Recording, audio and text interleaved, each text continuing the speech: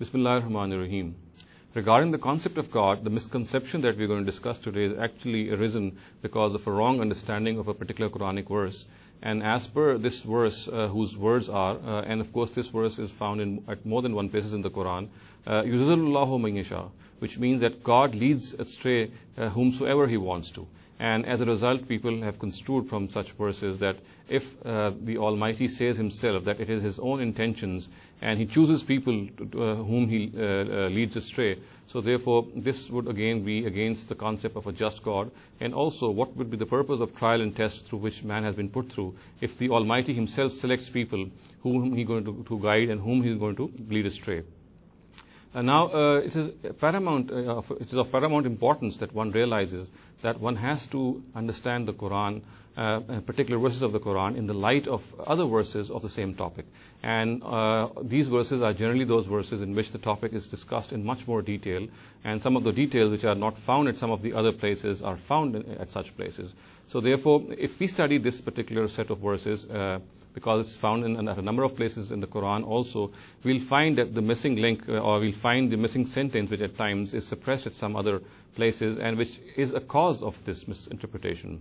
So now, in Surah Baqarah, the words of the Quran are, يُذِلُّ بِهِ كَثِيرًا وَيَهْدِي بِهِ كَثِيرًا وَمَا يُذِلُّ بِهِ إِلَّا الْفَاسِقِينَ, which plainly means and clearly means that through this Quran, the Almighty leads astray many, and He guides many. However, He leads astray only those who are disobedient. وَمَا يُذِلُّ بِهِ إِلَّا الْفَاسِقِينَ. Similarly, there are other verses in the Quran also to the effect, يُذِلُّ اللَّهُ الظَّالِمِينَ, which means that the Quran, the Almighty leads astray people who are wrongdoers. So in other words, if these detailed verses are understood, one can easily conclude that this intention of the Almighty is not something which is not based on any law or any wisdom. It is primarily based on this law, that people who themselves are wrongdoers or people who themselves are disobedient, God, as a result of this wrong attitude, punishes them by leading them further astray. So, in a nutshell, we can say that these verses of the Quran have to be interpreted in the light of the other detailed verses which clearly state this law of the Almighty, as per which He leads astray only those people who are worthy of being led astray because of their wrong attitude, because of their wrongdoings, because of their disobedience. And another thing which needs to be understood is that this expression of intention on the part of the Almighty at such places also reflects the fact that whenever the Almighty decides to lead someone astray because of his wrongdoing, no one can stop Him.